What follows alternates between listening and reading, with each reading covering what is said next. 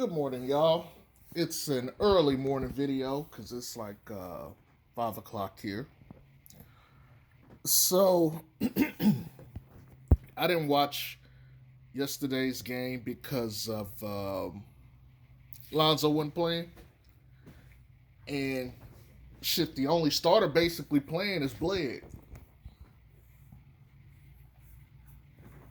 And the Pelicans got eliminated from the playoffs last night because of it. Lonzo's probably not going to play the rest of the season. And I thought on Twitter we probably saw the last game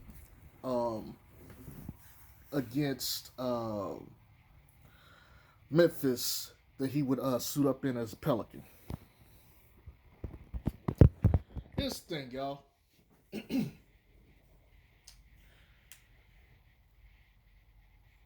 The Pelicans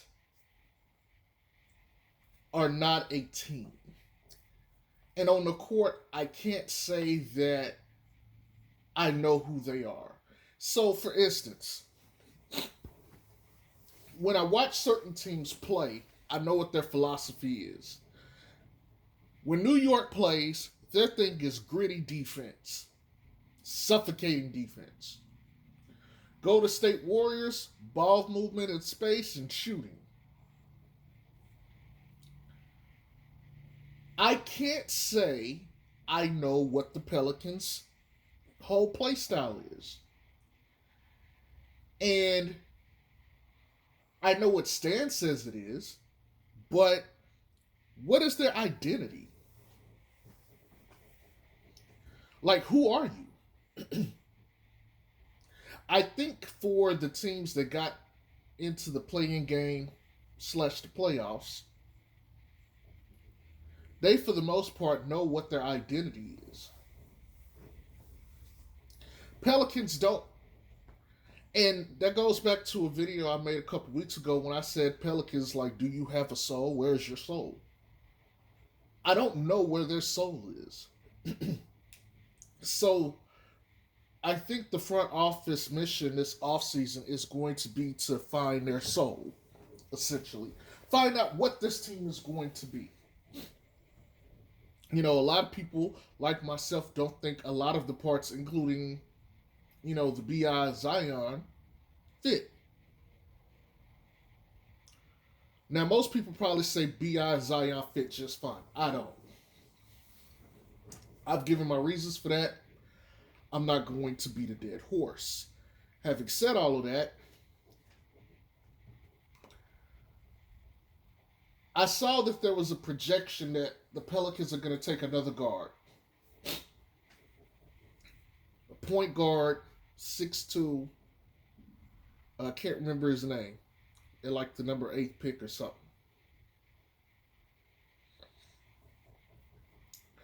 You have literally drafted guards pretty much each of the last 3 seasons thus far. If that's the case. Assuming they pick, this guy at that same pick. You got No. You got Kira. And you're going to get this new guy.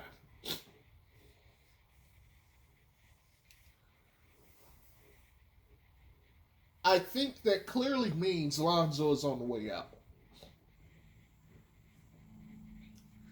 And I'm still keeping like a 2% chance in the back of my head that he gets re-signed. Actually, it's probably a little bit higher. Because I could totally see them wanting to convert him straight to 3-and-D.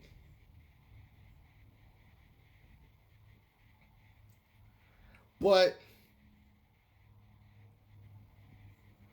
this team must look drastically different next year for it to matter.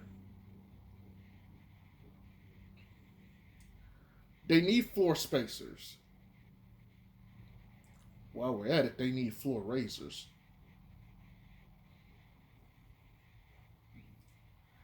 And they put themselves in a financial bind, but we're going to have to see what they do. It is completely possible Steven Adams may not be on this team next year. Or Bled. We don't know. We don't know what they will or will not have to move to get some of these guys because there's teams that could be using or could be needing the services of those two. I don't know yet. I don't know what is going to happen going forward. But I'm not leaving anything off of, the field of play. Now, the Pelicans, in my eyes, overall, improved this year. The players did. They took a leap forward. Um, if I had to rate levels of improvement, I think Zoe had the highest rate of improvement, followed by Nikhil Alexander Walker, Jackson Hayes, and then Zion. Now, I know a lot of people are going to say, well, Zion put up. Zion improved, but I think if we're comparing last year to this year, I think Zoe had the biggest jump, and I don't think it's questionable he had the biggest jump.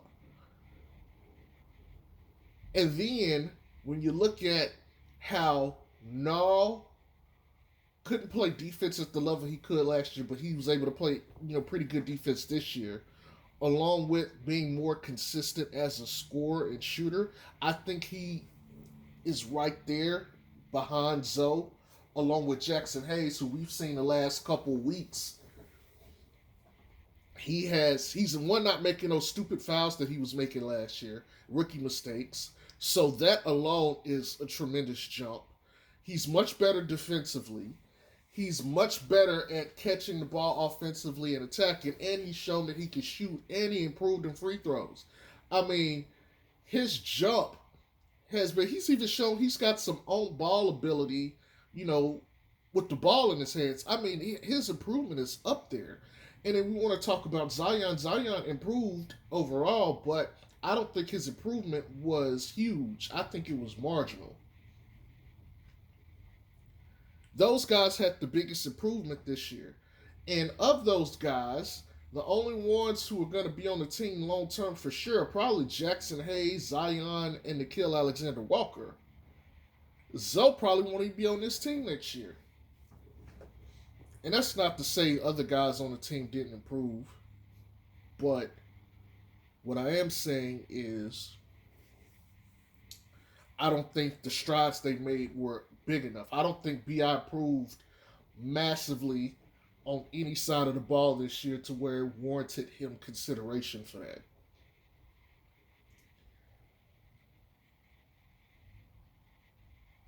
So what's next? Obviously, you need spacing. Obviously, you need to figure out your backcourt situation. And you're going to need to fill out your bench. You got a couple of contracts to wager with. Josh Hart, Lonzo Ball to be, some of that. Do you bring back Wayne Gabriel and stuff? All of this matters.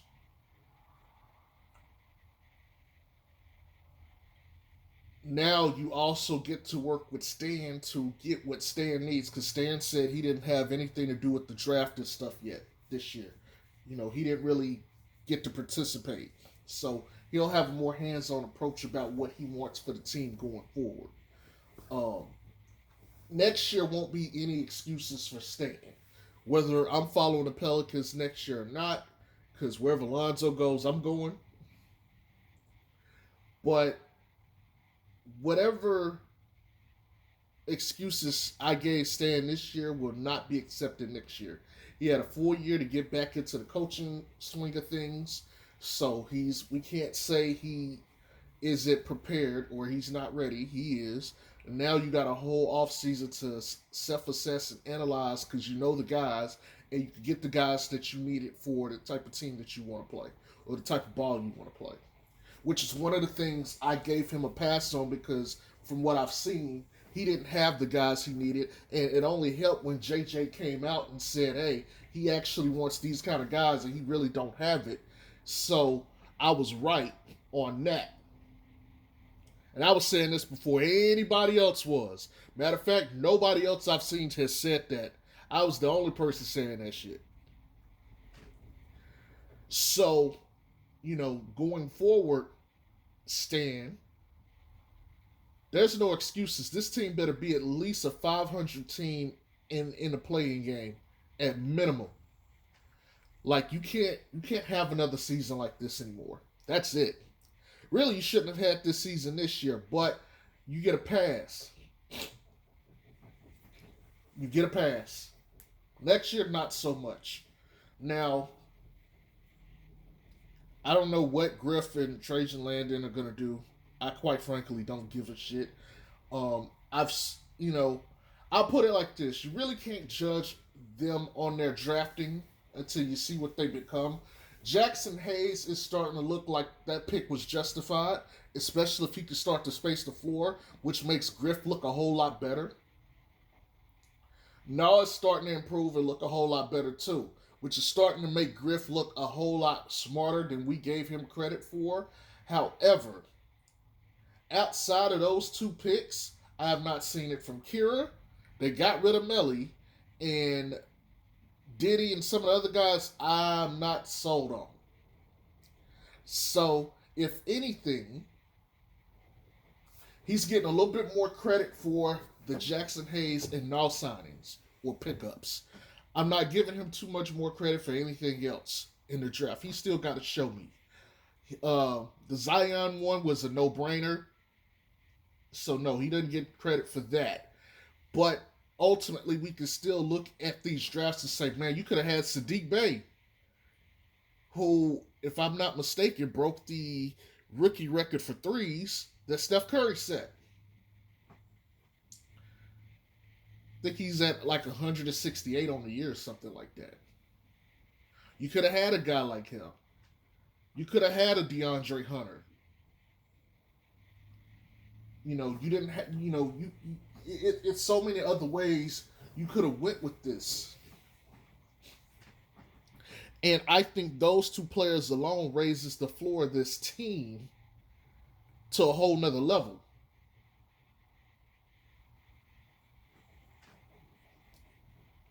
But we're going to have to see. You got a lot more misses than hits. And you will be judged upon this. If Griff don't hit this year, he got to go. And if the Pelicans aren't a top 10 defensive team and a top 10 offensive team, Stan got to go too. Because now you're 3 years into Zion. You got one more year, and then he's got his contract.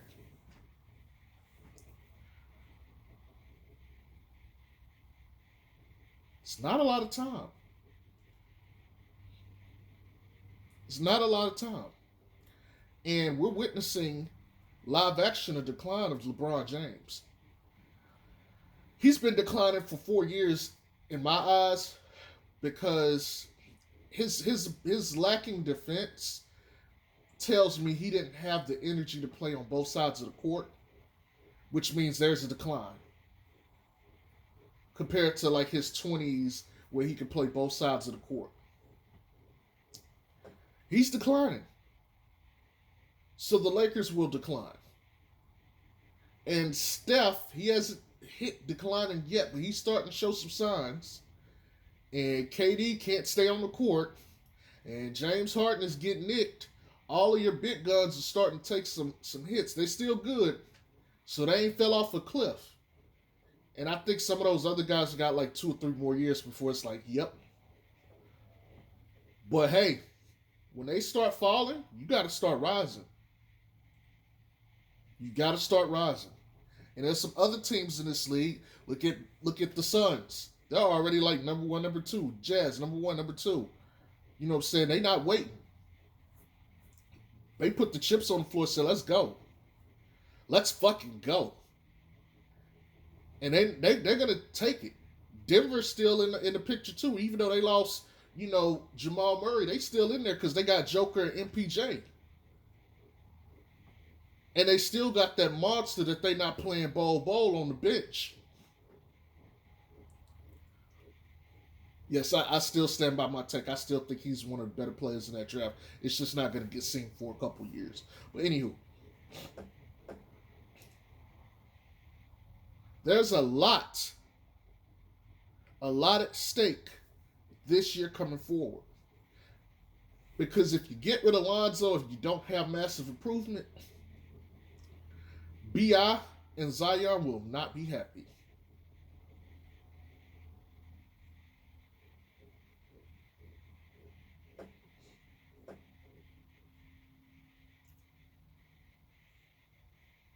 Ultimately, for this offseason, and this is going to be for the Zoe fans out there, for this offseason, I just want to see Zoe tighten up his versatility with his handles.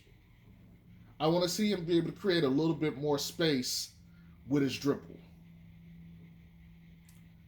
I think with that mid-range jump shot he has, being able to create that separation and get that shot off will be invaluable. And I think it'll make his scoring efficiency go up in general. I would like to see him tighten up his jump shooting from three. A lot of people are like, well, he's already 38%. I don't give a shit. You always tighten up the stuff that you still have. You can always improve. I don't think there's any reason he shouldn't be at 39 or 40% next year.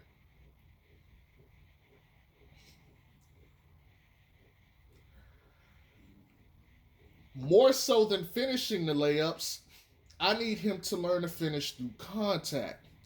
I think that matters far more. Him getting to the line is infinitely more better than him actually finishing the layup in my eyes. I need him to be able to absorb contact and get to the line. You absorb contact and you get to the line, you get free throws. He's already shown he can be an 80% free throw shooter. That should go up next year. He should be around 84, 85, maybe higher. And so a guy like that needs to be able to get to the line and draw fouls. And if he could do that, he's going to get 4 to 5 points off of that a game. That probably is the most important thing I want to see from him. If nothing else changes in his game going forward next year, I need to see his ability to finish and absorb contact.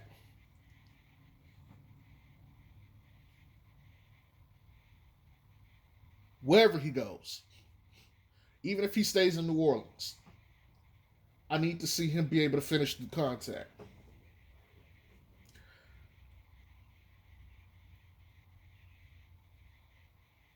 Outside of that, this is it.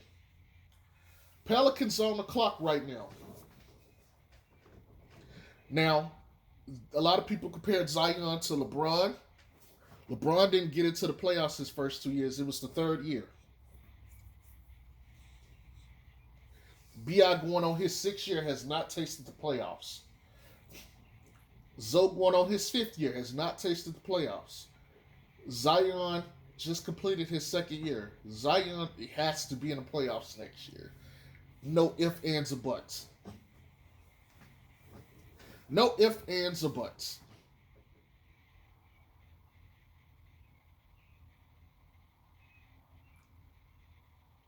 Luka Doncic and my Mavs, they've been in the playoffs already. 2nd year. 2nd year. Also 3rd year. 2 years straight. In the playoffs. No excuse for Zion and B.I. and Zoe to a lesser extent to be in the playoffs.